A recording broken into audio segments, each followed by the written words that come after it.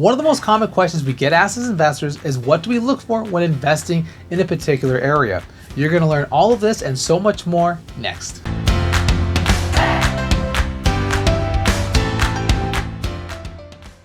Hi everyone, Josh Tavares, investor and realtor with eXp Realty Brokerage. If you're thinking about investing in real estate, you're looking for properties at a low price point, great cash flow, you're looking at turnkey solutions with minimal involvement at all and a great return on your money, click the link below, partner with us, and we can make that all happen. We are currently in the US market and we're looking for great properties with great appreciation, great cash flow, and minimal involvement at all. And without further ado, everyone, let's begin. When investing in real estate, you need to know these key areas that we're going to speak about. That's going to be a game changer in terms of the area you're going after, with having high return, great tenants, and overall being able to build long-term wealth with your portfolio. Now with GDP, this is great to show how strong economically a region really is. By having strong GDP, we're talking about more demand for jobs, which means more in housing that's going to be needed for these individuals, which us as investors provides an opportunity for us to get great housing, great tenants, and be able to build a wonderful,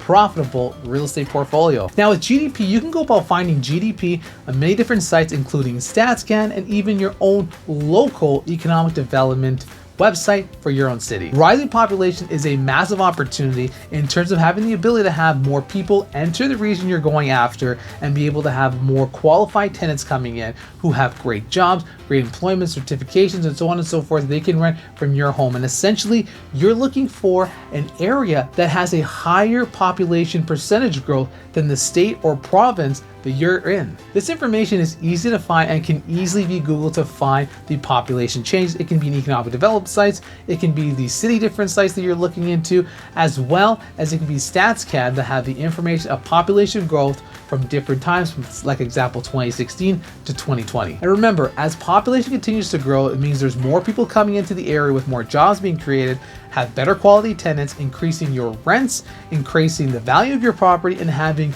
more of a higher clientele selection that you can go about picking for your rental properties when they become vacant. Low vacancy rate is a key indicator that you need to look for into the different areas you're investing in. By having a low vacancy rate, it means there's very little housing that is available on the market. By having higher vacancy rate, it means there is a higher supply and very little demand. And essentially, you want to find something that's within 2% or lower. That means there's a very little supply of housing and there's a high demand of great individuals looking to get in there who are super qualified based on their career, certification, credit score, and everything as such. If you're going to go into certain areas, like especially further and further away from bigger metropolitan areas, you're going to notice higher vacancy rates, better cash flow numbers, because everything economically won't be as stable, so it'll be a little bit lower in terms of the price point, but the vacancy rates are going to be a little bit higher. Another key factor is finding low unemployment rate. This essentially means that a lot of the population is into stable jobs.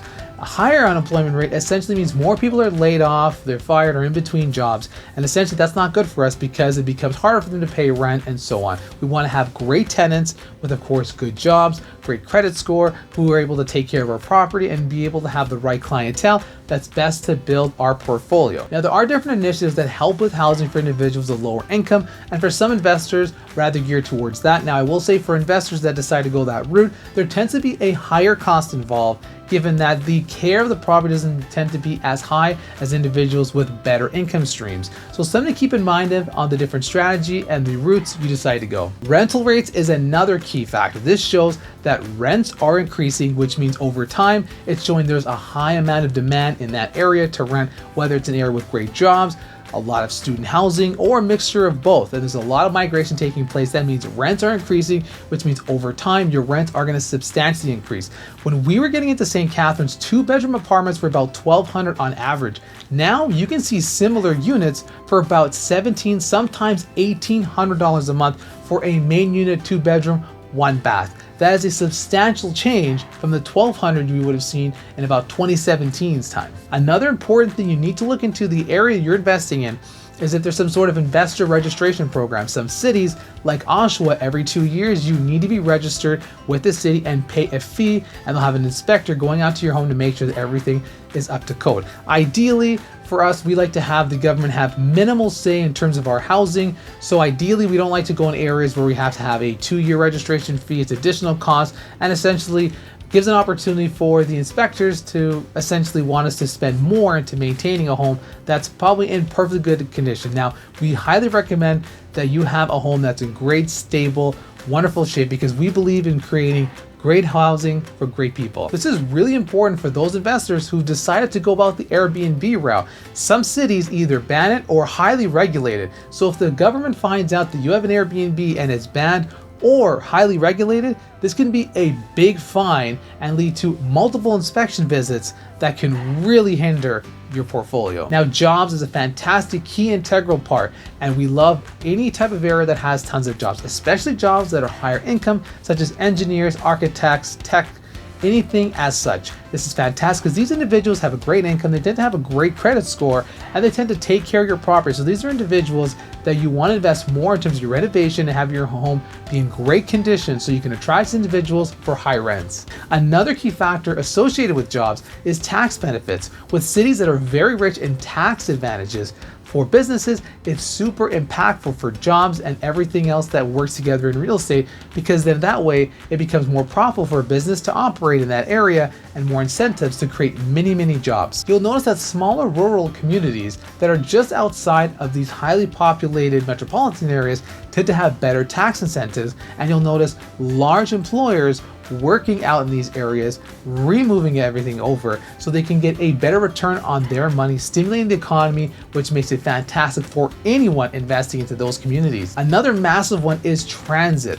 Now, by having transit improvements in the area, it means more and more people are going to want to move to these areas because there's more jobs, there's great housing. Now there's transit options. They don't have to drive everywhere. They can commute via streetcar, bus, whatever it is. So you'll notice in these areas, they tend to have light rail transit, they'll have subway stations, they'll have more bus routes, and anything as such. That just shows that it's going to be great in highly coveted areas, and that you want to have a home within a certain radius outside these subways, bus stops, highly transit accessible areas. That's going to be huge for not only your appreciation, your property value, but also for rents. Construction's a big one. This goes to show the city knows there's a lot of improvements that are going to take place, like population improvements, that they have to invest into increase water, sewage, drainage to keep up with demand. You'll notice a change with the roads, highways, commercial districts.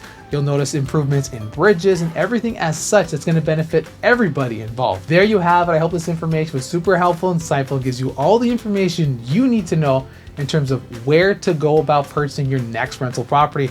I'm Josh Tavares, investor and realtor with eXp Realty. It means so much. You can help us out. Hit the like button, hit the subscribe button, and hit the notification bell to get updates on our newly uploaded content. And if you're thinking about investing in real estate and you want at a low price point, high cash flow, great appreciation, turnkey, hands off, click the link below, partner with us, and we can make that happen.